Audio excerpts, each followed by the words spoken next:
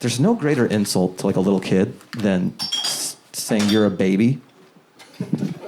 Have you noticed that? Saying you're a baby is like the N-word to little kids. Like, you know, they go DEFCON 5. Like, well, yeah, you're a baby. It doesn't even make sense. They're like, you're a baby. They like, smash their bottle. I'll cut you. You're a baby.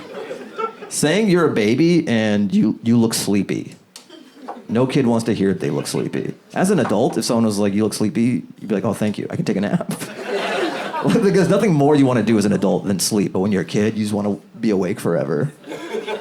Oh, I had this thought. You know what sucks is like if you find out you're going to die, you still have to go to sleep every night. You know what I mean? If the doctor's like, you have 3 months to live, every night you just have to, your head has to hit the pillow and you have to go.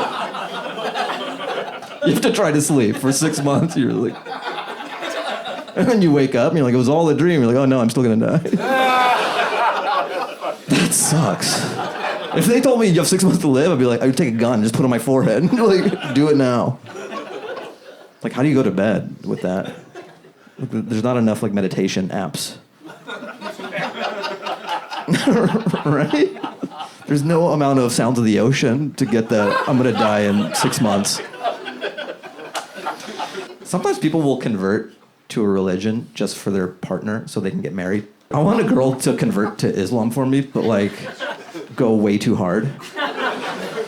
She'll be like, the infidels must pay. I'm like, whoa, what? I don't need this from you. She's like wearing a vest. Like, I'm gonna blow up a Sephora. Like, what? No. I don't need, Melissa, I don't need this. She's like, I'm Fatima now. You changed your name? I don't need you to do that.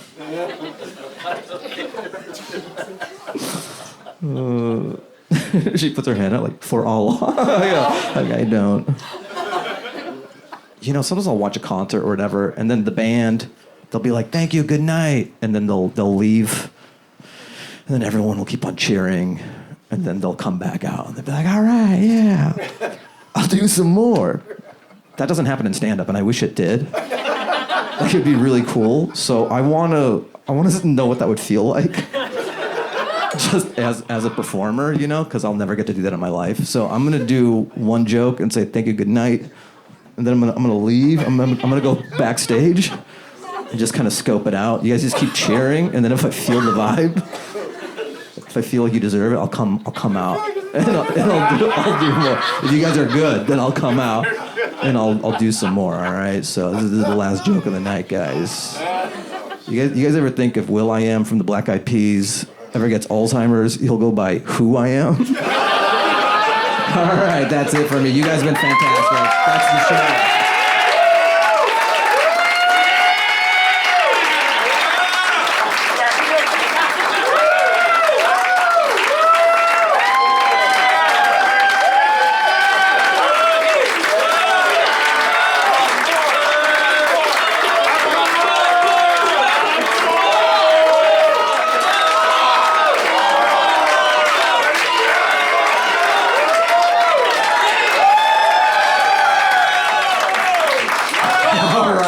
Guess I'll do. Only because you guys want it. Only because you guys are good. Dating a chick with kids is great when you need a family and you need it fast. You need it pronto. You need it now. So my mom would always be on my case, like, you need to get married. You need to have kids. You need to get married. And I'd snap. I'd be like, I'll marry a single mother right now, Mom. Is that what you want? I'll fucking get it all tomorrow. I'll get a turnkey situation tomorrow. I have a 12-year-old and a 10-year-old in a house, and I'm like, what? What are you gonna say now? I leapfrogged all my friends. I leapfrogged my older brother. I'm like, this is my son. My son's driving me around. I'm like, just the better city's my Uber now. I just married to an awesome situation. I think it's weird how, like, we memorialize people with benches. Have you noticed that? You just be walking, and then there's a bench. It's like in loving memory of Dan Thompson. So it just really hits you when you sit down. You're like, thanks, Dan. Thanks, Dan. It's too bad he had to die for me to feel this good. Do you think he's up there like, you're welcome? I died so you can relax. I feel like a bench is like saving your game in a video game, you know? You're just like, it's like a checkpoint. Like I couldn't walk for 20 minutes, but I could do two 10s. Google Maps should do that. Just like, all right, just sit on a bench here. Why can't you just like search for benches on Google Maps? That'd be nice. Wow, that's not that controversial. Wow, he's doing bench stuff. This guy, the police come, like we heard bench talk. This guy's the Lenny Bruce. I talk about anything you could say. He's the furniture comic. Let me get into my Ottoman material, you guys. Fucking blow your minds. I was walking around Valentine's Day. Remember when that happened? You can tell when I wrote this joke. So it was around Valentine's Day. And I was walking down the sidewalk, and this guy, I saw him get out of his car, and he had like a heart-shaped box of chocolates and flowers and like a stuffed animal. And then he saw me see him, and I could tell he was embarrassed, you know? Even though it's a lovely thing, but he didn't like that another straight male saw him do that. Like if I was like, ooh, he'd be crushed. If I was like, ooh, you love someone? He'd be like, oh, he would like drive home. And that just got me thinking like, but because it was Valentine's Day, he was able to do that because we have one day out of the year. Ladies, we would do way more romantic stuff for you year round if we weren't worried about being called gay. Holding all this effeminate stuff. So then my Shark Tank brain started going. I'm thinking about a business where you hide romantic stuff in masculine things. So it'll be like a bouquet of roses, but you put it in a bazooka. Or you take a bunch of chocolates and you put them in a football.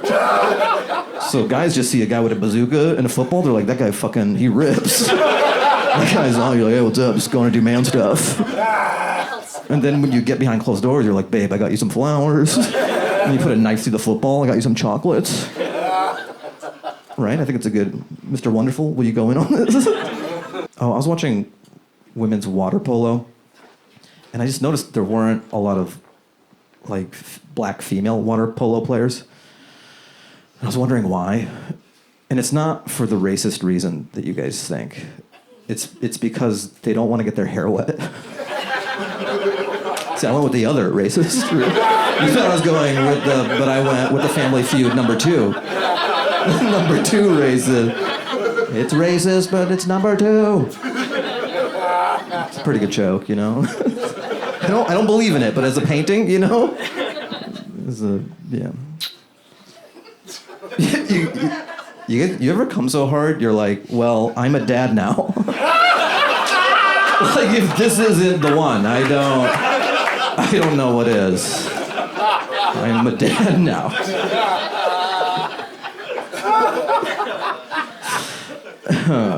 One of my pet peeves is like when you pop into a restaurant and they have like a million open tables, and then they're like, do you have a reservation? Like, why are you asking me this? Just fucking sit me in one of the millions of tables. It's like they want to shame you or something. They go, do you have a reservation? And you go, no. And they go, follow me. You just want to like shove my nose in shit before you sit me. You should have called. But you have 100 tables. You'll hear this sometimes. People will go, there's a special place in hell for people like that. What is that place? Is it like the VIP section of hell? Like, if someone's in hell, I just want them to be in hell. I don't want them to be in like the Delta Lounge of hell. I want to be so rich that like my cheese is already stringed for me. You know, like, Rupert, cheese me. It's just on a plate and it's already stringed. I've made it. What, you string your own cheese? If I go to a Thai place and I order a dish and I get it 2 stars and it's still spicy as shit, I know that neighborhood hasn't been gentrified yet. Right? If it's like 1 or 2 stars and you're like, oh, fuck. They're still holding it down, you know? Like, they're not catering to the white palate. Not yet. Wait for the Whole Foods to come in. That's when you know. If there's a Thai food place next to a Whole Foods, keep driving. It's like the Panda Express of Thai food. Guys who dye their hair, like some guys do that, you know? Like you're buying yourself 5 or 10 years, right, of looking youthful. Because it's like Final Destination. You're gonna look old. The grades are gonna come in. You ever see like a 70-year-old guy who dyes his hair jet black? Like, who's he fooling? Is some guy gonna be like, what are you, 20? You just graduated college? What is this? I feel like 50-year-olds who are still trying to fuck in LA, like there's a lot of older fuckboys out here. Like 50-year-olds still trying to fuck in LA are like the closest we have to ghosts. Because they don't really belong to anything. Like they don't belong to their generation, because their generation is all married and has kids. They don't belong to the girl's generation he's trying to fuck. He's just like lost. He's just like, ooh, what are you getting into later? Oh, I've heard about that club. Sometimes I'll see a garbage man and I'll get envious. You know, I'll just see him throwing trash in the back, like not a care in the world. And I'm like, oh man, like he doesn't care how well an Instagram reel did. Must be nice. You know, he's just tossing trash and just hanging off the back of it. Chopping it up with his boys. Just, it's a simple life. Just fucking throw garbage and cruise. Maybe throw some AirPods in. Like, oh, he's got it right. He's not worried about AI. AI can't do that. I feel like if you're racist enough, like, immigrant labor is AI to you. I'm saying if you're racist enough. You guys know what the Mile High Club is? Yeah. It's when you have sex in a plane, like you go to the bathroom, you have sex.